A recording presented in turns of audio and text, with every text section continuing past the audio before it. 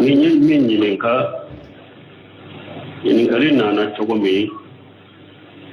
ko mɔgɔ min bɛ jinnatigiya la ale bɛ jinnaw wele ani jinnaw bɛ baara kɛ ɲɔgɔn fɛ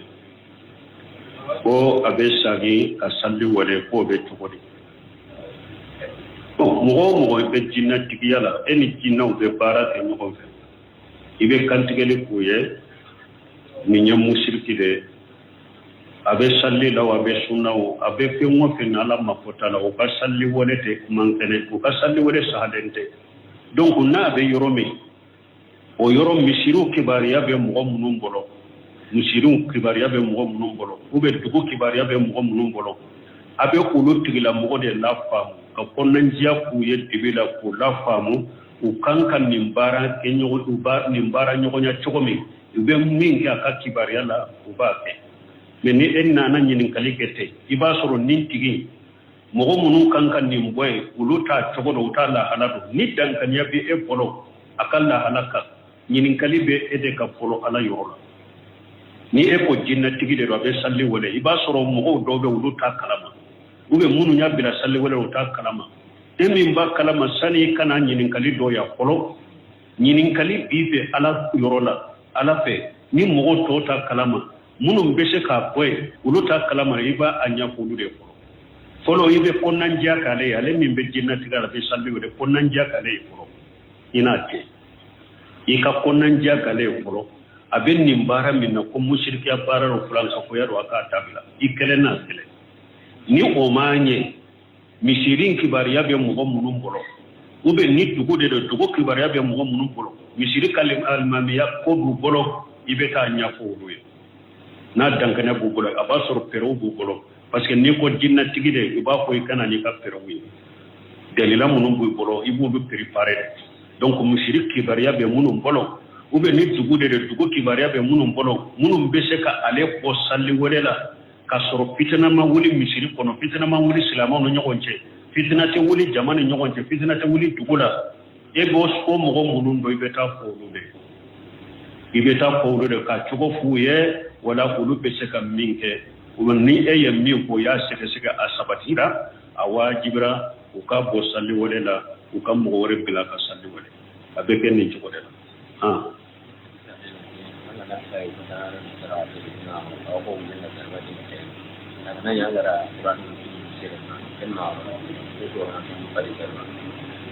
o hadisa min nana al-aidu fi sadaqatihi kalbu yaudu ila qayyihi ni cilen kon ni mɔgɔ min ni e ye sarakati bɔ ya di e yɛrɛ sagira k'i ka sarakati mina ou bien i sagira k'i yɛrɛ nafa n'i ka sarakati dɔ ye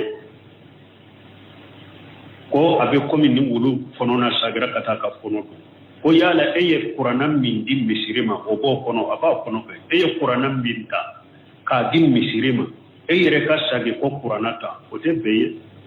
o ye wakifu yɛrɛ de donc ni e ye kuranna ta k'a di misiri ma e yɛrɛ ka o kuranna ta tuguni ko i bɛ taa n'a ye ou bien i bɛ kɛ mako wɛrɛ ye o tɛ bɛn ye kuranna dira misiri ma kaba a kɛra wakifu de ye o tɛ daga mɔgɔ si de ye o bɛ to misiri de kɔnɔ dɔrɔn mɔgɔ k'olu yɛrɛ nafa n'a ye misiri kɔnɔ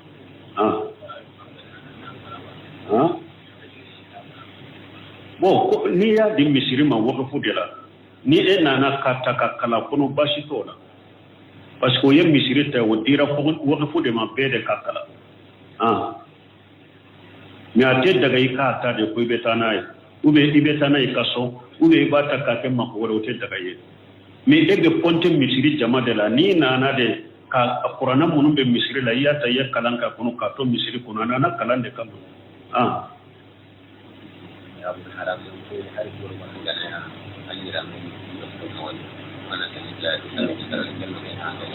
ko dɔ ko nafolo haramuyalen hari n'a dɔrɔmɛ kelen b'i ka fini la fini min b'i kan na i ka sali tɛmɛna kuma sahalen t'o ye hari doroki suɲalen n'i n'a salira ko ye doroki suɲa i n'a salira lawura kɔni sutura i ka sali ka kɛnɛ doroki de jurugu b'i la haramu nafolo min b'i bolo haramu nafolo min dunna o de jurugu b'i la mais i ka sali ka kɛnɛ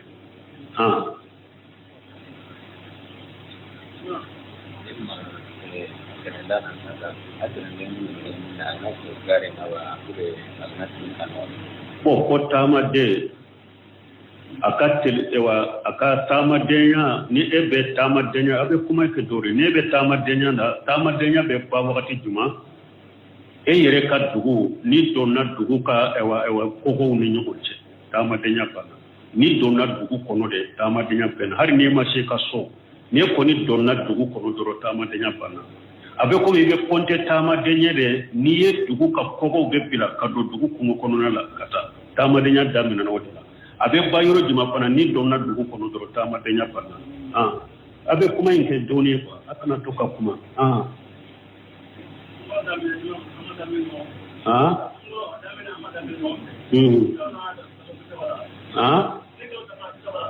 ma famu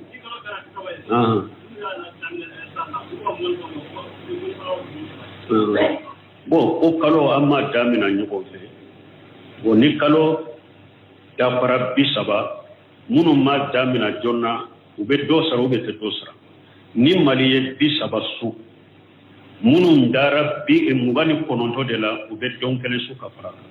ni maliye bisaba su munu mata jonna uluta be ke mugani kononto donc kalo kera bisaba de ube denkele su denkele jurugula uboso bo akata saudiya ka ewa tadwimu umul qura uluka kalo yela kacha unun kajjate min tan yugonje o yennin kalo ke bisabare bo saudiya be ni ala sonna nu ma ye ulube bisabada fa me jamana nda bisabada bo de barai namma mi nye ko ni akacha ni na ulube bisabada fa ni ala sonna bo nan ko ni ma mi ye anu ya ka nyugon fe ni anyini na amaya nyi bisaba so munu mata jonna nu ye mugan kono de su be kele su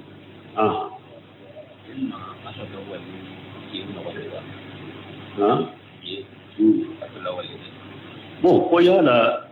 kalo be se ka ye telefono awo fo ha u ba fo ka ko ni kalo yera telefono ko obe jate ko mi kunu kalo de masala bi ni kalo yera telefono obe o te jate ko mi dommi benade o be jate kunun tade fuka hawo be kuma ka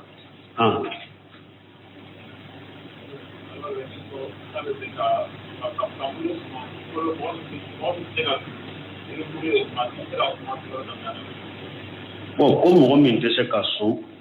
ube mure mi suma iba suma sungalo damina la awo ni sungalo ko ni damina na anya o ko ya sinya dodi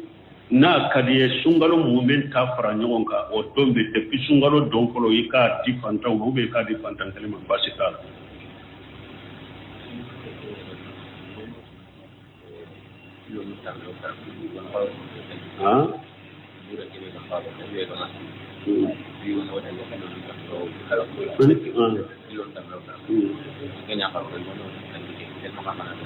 bo ko mure min be bo do ba ko kilo tan duro do ba ko bisaba anyo ko ya an ko sosoli de ba iti amu hakem min kanga ko sosoli ba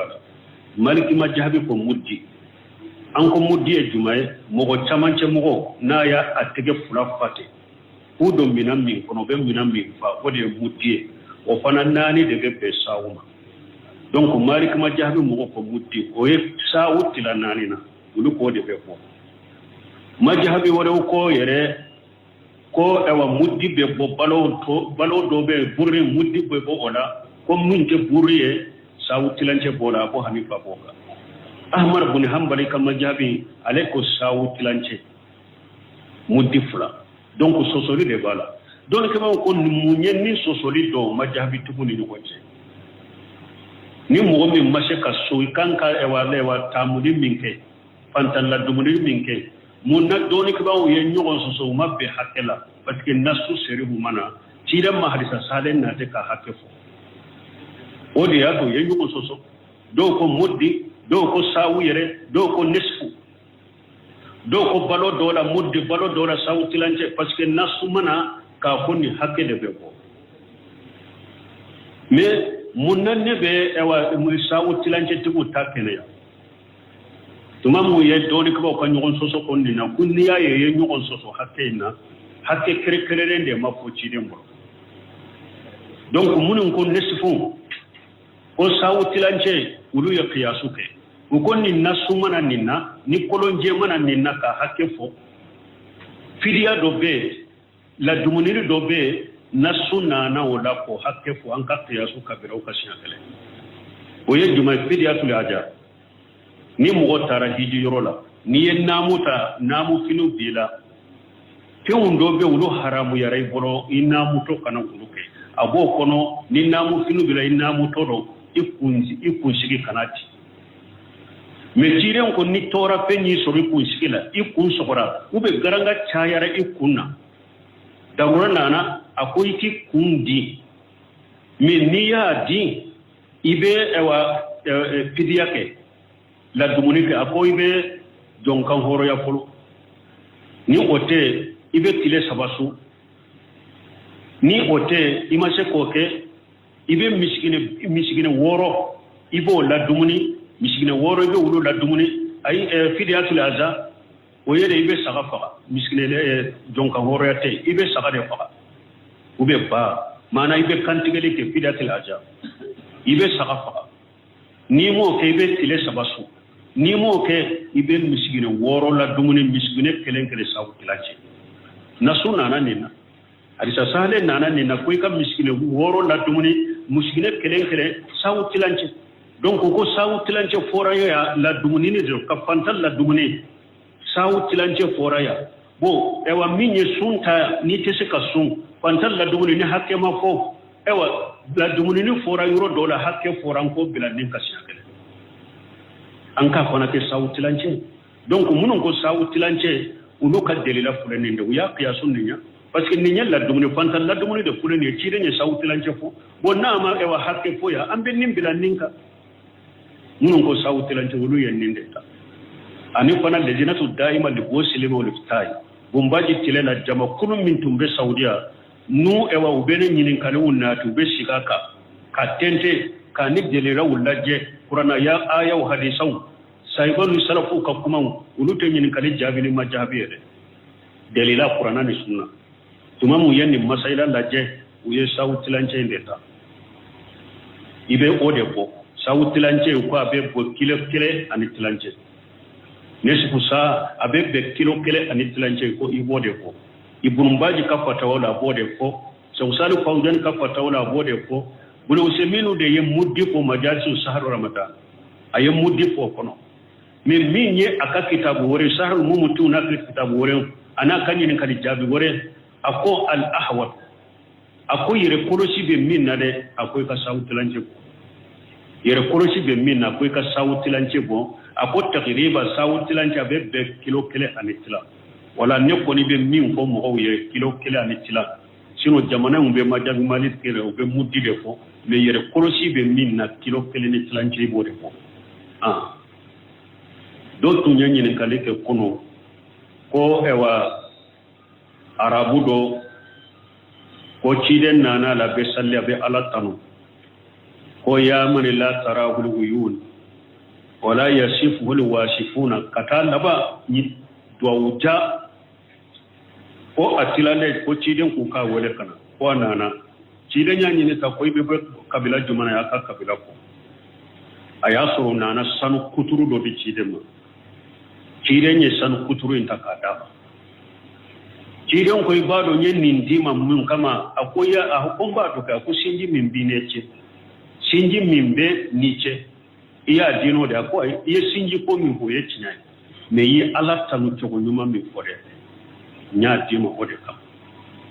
buno semino nyen karani hadisala ko yala min be to mi ko la ya man la tarahul uyun wala yasifu alwasifuna masammin ni nyautaye masammin ni ma kutu kala wutai saka ma kutu kala ta saka ma kutu konnin beto ako haja hadisu munkaru makjuba la rasulullah sallallahu alaihi wasallam akon ni hadisa kone ngalo ka da cidenka akon ni hadisan qur'ana ayatan yuza qur'ana ayayen ni hadisa galo ka ko wujuhu nadiratu ila rabbiha nadira ana ko nyon dobe ulun ni mane no be lajede ke kata alama ako ni hadisa ako ne wani duwa min fulen ne ako ni ciden ka hadisa o ciden ka sunnata ni gonta ako cide nye ala mankutuni ala ya yere mankutuni munu nye cide nye ala mankutuni o yere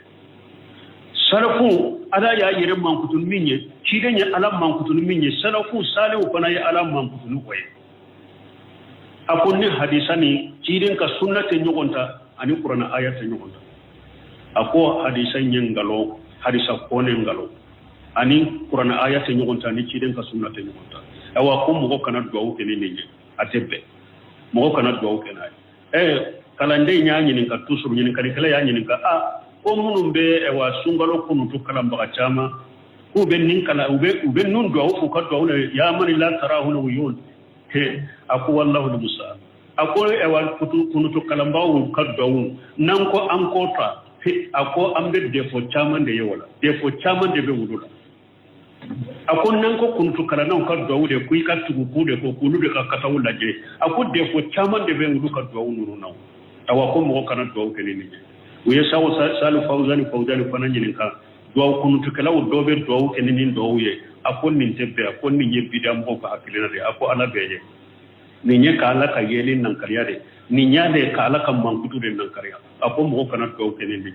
delile ten ni nye nunu te ko sabati le وعليكم السلام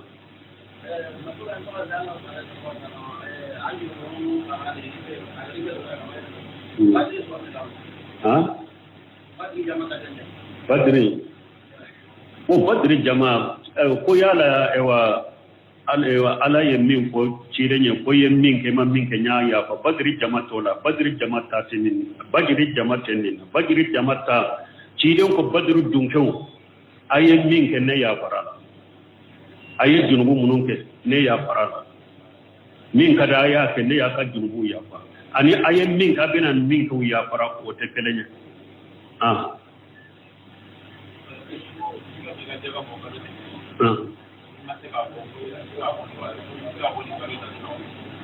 eka jaka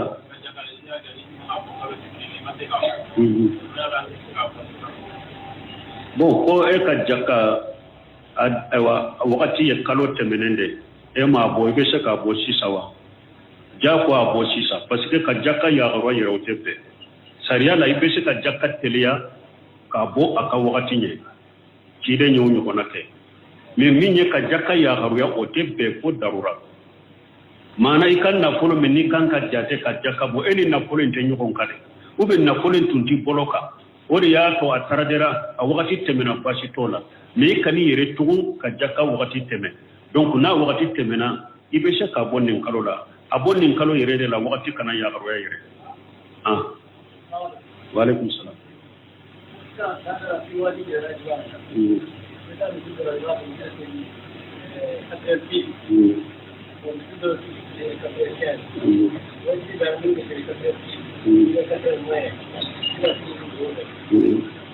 bon ko ewa wakati sisa wakati utekelenya misiru dobe 4h15 dobe 4h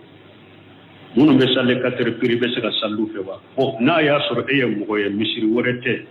ni yere be misiri min do be salle 4h15 ta sallu yoro ni no manja ni be salle pire kana sallu no munu be tewa 15 ta sallu no mais ebe yoro mi misiri sirete ete misiri tire soro ko ibe salle no o wakati te 4h pirite sallu no fe ibe sallu no fe donc ni eyere yaado dankania sera application munu bri dankana lembaka ko munu fule ka salli piri min na wakati maddo isallira unofe donc ni wakati donna 4h15 sagi ka salli ka eyere ka salli be yoro wa alaikum salam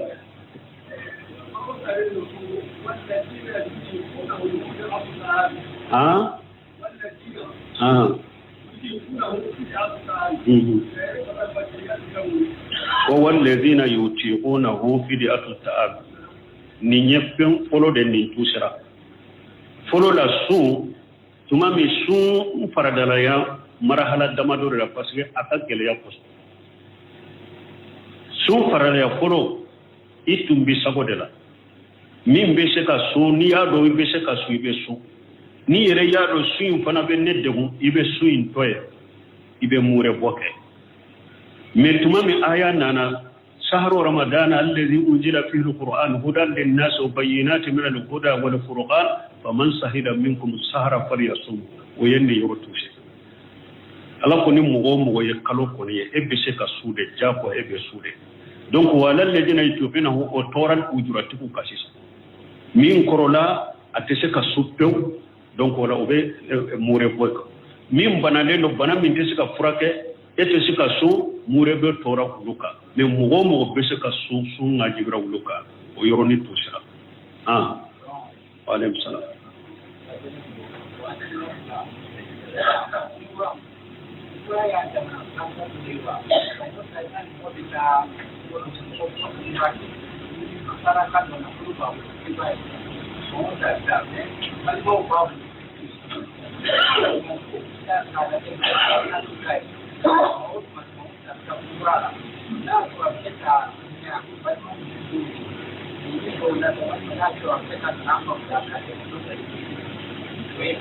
abato kelena ne be nyina abato kelena furo ale kan nyinin kali ko fula babro ko folo ko yala umra ye wajibi de wa sango saube pardaro ko paskale be palima muso dodo ko ala ye shedama ko sango sabeta no murala ko yala o sango sa konnan jate se ka kayewa sango sa beta no murala sando balima fanta umba kolo akan wori di ulu fana ma kuma ko nyana bona ani alwa sangusa alumura ko be togodi alumura ye alumura doni ko ye nyogon soso yala alumura ye wajibi ko be wajibi te me kuma sale wajibi don shi kono shi akele ishi kono alumura kele ye wajibi ka ni yo alumura kele inte alumura toye fen kanunen de wajibi te ishi kono shi akele de wajibi atoye paraji nyini de wajibite bo akule kamin nyini kamin beta al murala sangosa yala sandola ibal masuru munum be ube fanta munum be ka wori de kuluma o paraji mausa al muray nyawa sheikh salu fawjani yenne jabi harin ni wati labayina uye akakuma min fuleni ya bila tiktok kam kosobe fawjani ka kumai uya bila tiktok ka kosobe uya nyini ka yala munum beta alumura la sangusa ube ko balima munum chela ube ko jamana munum ube ko dugu munum fanta umbe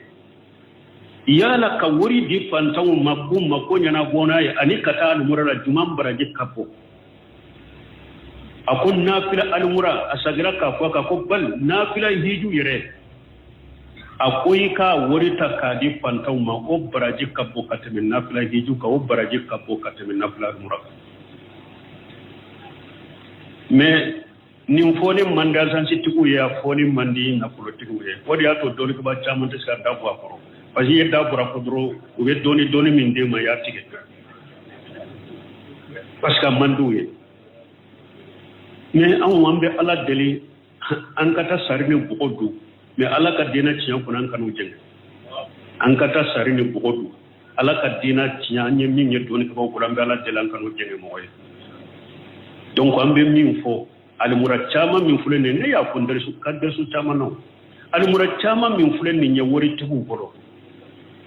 almura kanyire kide nya almura pasamanta ko sungalo la ko sungalo almura ni abe ko mi hijira ka frade ka me sango santere ala ya ka ube bo jamana munu na pantan jamana udoro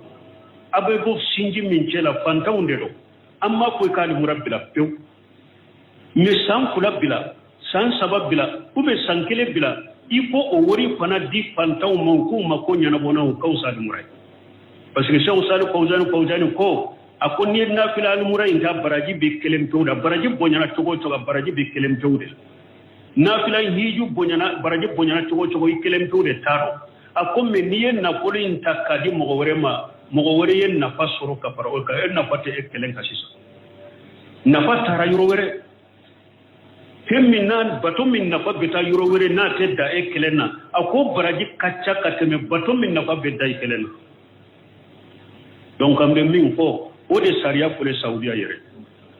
ni ka farda fiju bora la saudiya nafila fiju a sharia ku golo sanduru de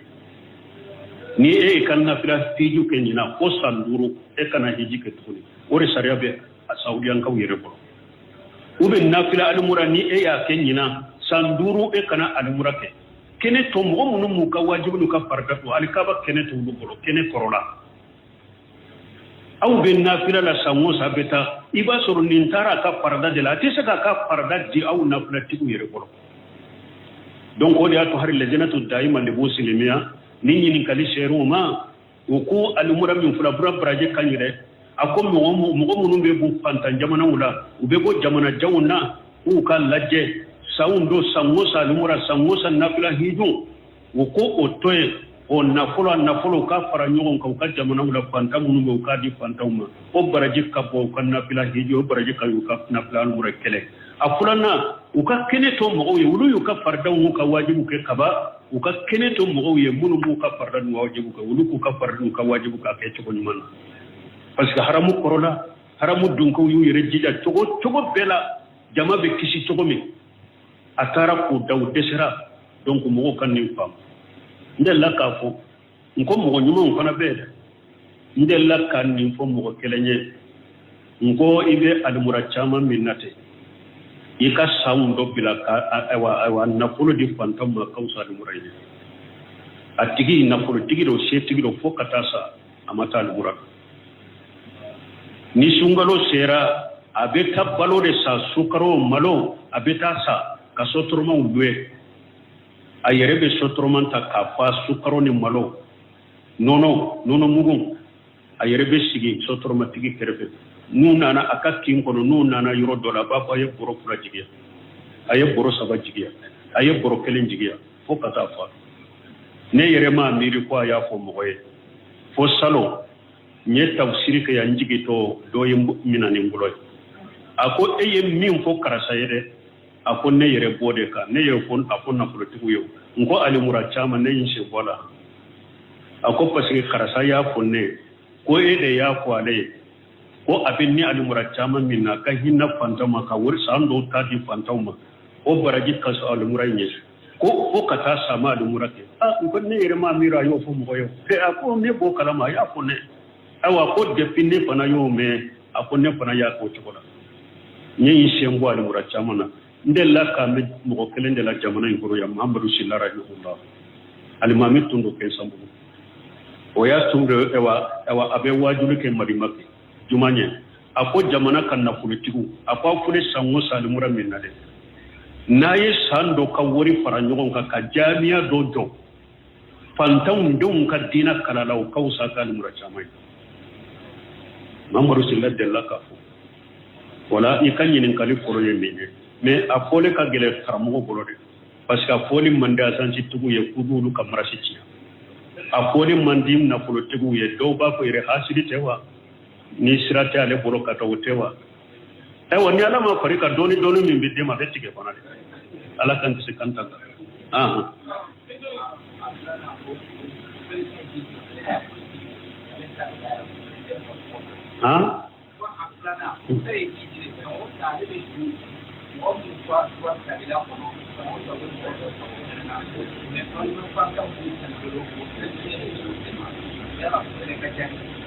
Bon, o do fana be mogo munu fatura sango sabe mogo do ta ka hiji ko ye balima fantaw ba bolo bo ate wori di uluma fana be tugode mogo minu be nyana mayala ulu de ni deme kaka folo katime suka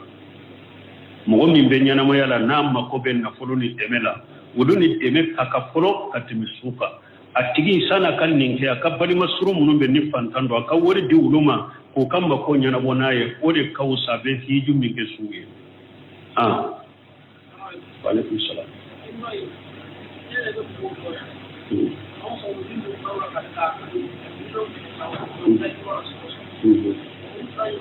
bo o alebe mo do be min do na pewa balola ka atila abe million teme bolu ka mura do ko yafu ni mo min be se ko be faranyo ka fantam munum be e be se ka fanta be tere be se ka fantam so kuma ko nyana boy kan na bolola kata di mura la hera farla hera ka me nu te se ka faranyo ka fantam ta de ke sawun dola ni sankele sankula bila e ibe ta di mura la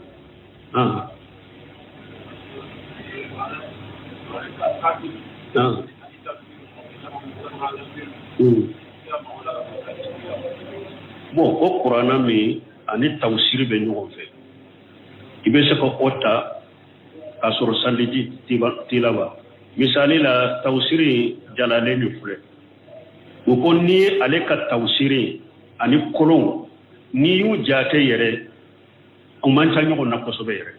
a bɛ komi a bɛ tawsiri kolon kɔrɔ bɛ kɛ nin ani kolon kuranna kolon ni n'a ni tawsiri bila ɲɔgɔn kɔrɔ o man ca ɲɔgɔn ye kosɛbɛ yɛrɛ ba yala olu n'a ɲɔgɔnna bɛ se ka taa ni saliji tilaba awɔ n'a dɔnna kɔni ko nin ye tawsiri de kɔni ni kuranna gafere tɛ a dagara i ko ta har ni saliji tila wa alaikum salam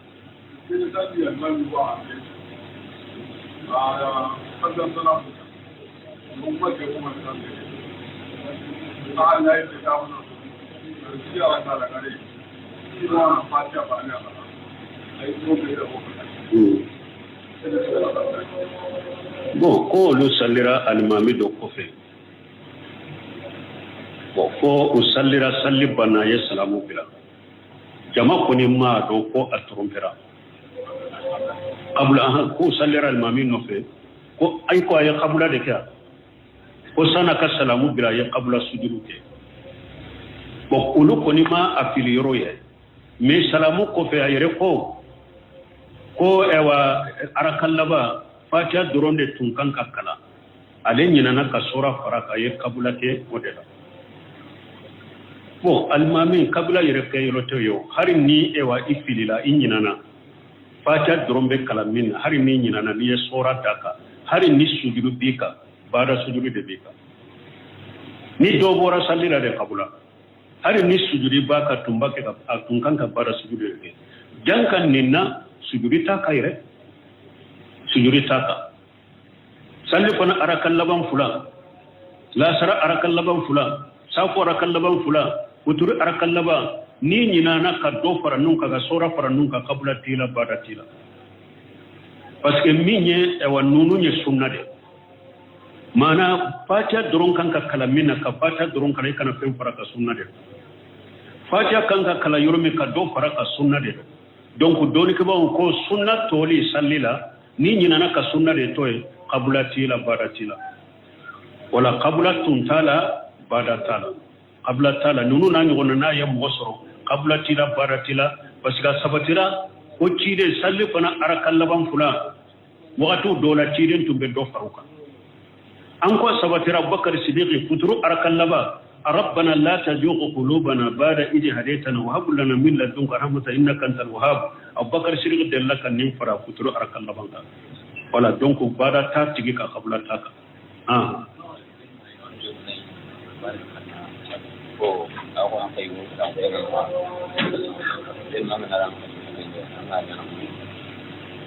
bon koni musomi ni hakke do tumbe hijibu tumba le bolo qur'ana la dongo don abe hakke do kala kata qur'ana ci ni kalo bo nana alela aba ke to di siso bon musomi be kalo bola ama haramiya e ka qur'ana kala musomi be kalo bola ete sika qur'ana gafede ta parce que senalente la yamassu alqur'ana illa tahira amr ibn hajami ka ewa letri kono ci den koy kana ma qur'ana la mi senalente muso be kalo bola be banga joli la ite sika qur'ana gafede ta koy be kala mais na ya sur muso qur'ana ba kunna abe sika kala kunna an ube be telefoni ta ka hijibu kala la ube be kando ategela atege farin kana ma qur'ana la ka fendo do ategela ka fendo do atege farane qur'ana ce ka qur'ana tanoy abe gando ategela ka qur'ana tani gainya ba ka qur'ana kalante ube na be papier yelema aka biki do to ube abe kala do ta be papier yelema na bolo ma ma qur'ana la abe gando ka qur'ana kala me atese ka gappe deta ni pentana ce atese ka gappe deta na be se ka qur'ana kalante qur'ana kala ma haramu ya muso bolo na be kala bola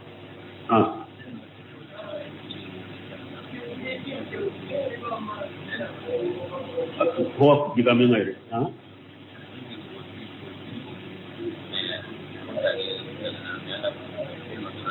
koni mogo min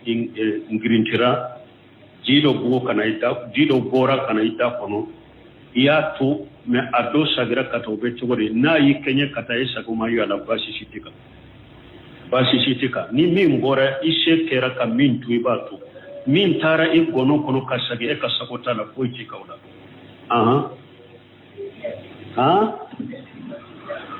Timane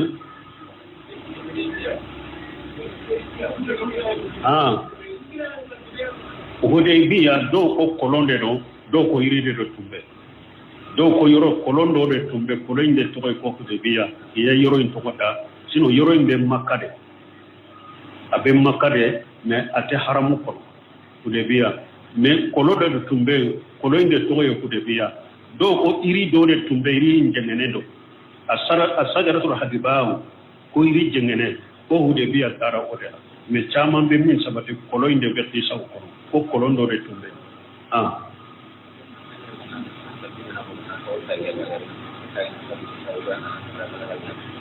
bon konni mo men ka salliji tiana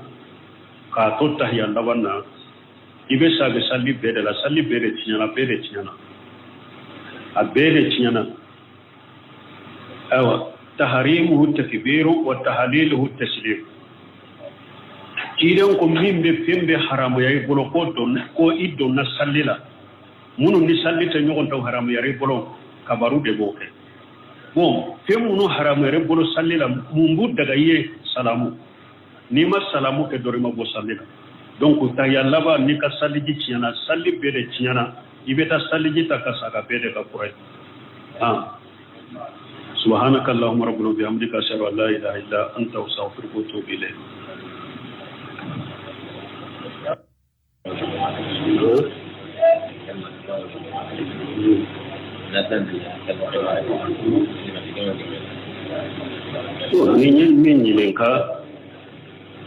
Ini nana cogomi ko mogo min be jinna tigiyala ade be jinna wele ani jinna be baraka mo fe ko abe sagi ka salli wele ko be togodi mogo be jinna tigiyala eni jinna be baraka mo fe ibe kantigele kuye minya mushriki de abe salli law abe sunnaw abe fe mo fe nala makota la o ka salli wole te mankene o ka salli wole sahadente donc na be yoromi o yorom misiru kibariya be mo munum bolo misiru kibariya be mo munum bolo o be dugo kibariya be mo munum bolo abe ko lotigila mo de la famu ka konnan jiya ku ye dibila ko la famu u kankan nimbara kenyo u ba nimbara nyogonya chogomi ube mingi aka kibariya la u ba ke meni enna na nyinin kalikete iba soro nintigi mogo munu kankan nimboy uluta chogodo utala halado ni dankan yabi e polo akalla halaka nyinin kalibe ede ka polo ala yorola ni e ko jinna tigi de robe salli wala iba soro mogo dobe uluta kalama ube munu nyabila salli wala uta kalama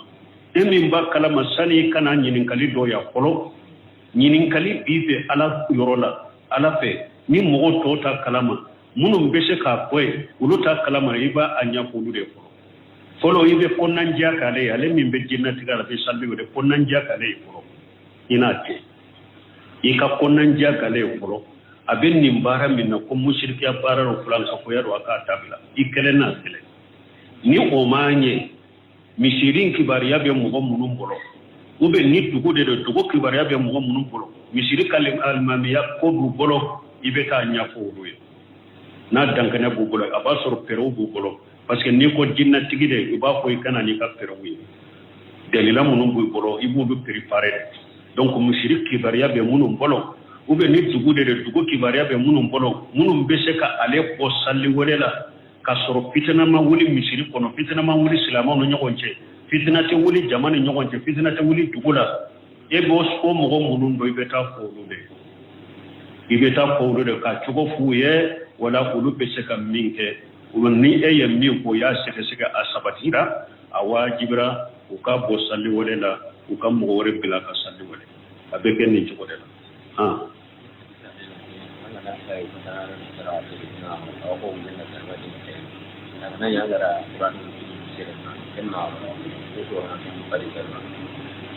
o hadisa min nana al-aidu fi sadaqatihi kalkalbu yaudu ila qayyihi ni ci den kon ni mo mi ni e sadaqati boyadi e yere sagira ki ka sadaqati mina ube ki isagira ki yere na fani ka sadaqati ndoye ko abe komi ni wulu fonona sagira kata ka fono ko yala eye qur'ana min dim misirima o bo kono aba kono be eye qur'ana min ta ka dim misirima eye re ka sagi ko qur'ana ta o te beye o ye wofu yere de donc ni eye qur'ana ta ka dim misirima eye re ka o qur'ana ta tuguni ko ibe tana ye ube be ke ma ko re o te beye qur'ana dira misirima kaba atera wofu de o ti daga mugo side ye o beto misiri de kono doro mugo kono yere na fana misiri ko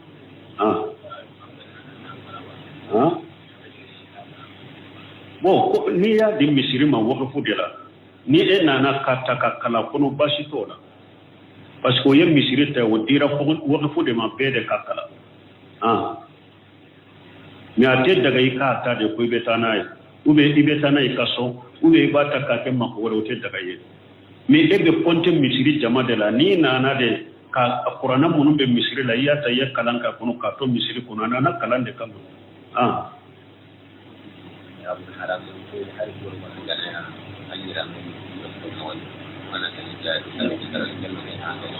ko do ko na ko haram yale hari na drome kelembi ka fini la fini min bi kan ka salli temina kuma salen toy hari droki sunyale ni na sallira ko ye droki sunya ina sallira lawra ko ni sukura yika salli ka kene droki de junubu bila haramun nafulu min bi bolo haramun nafulu min duna o de junubu bila me ka salli ka kene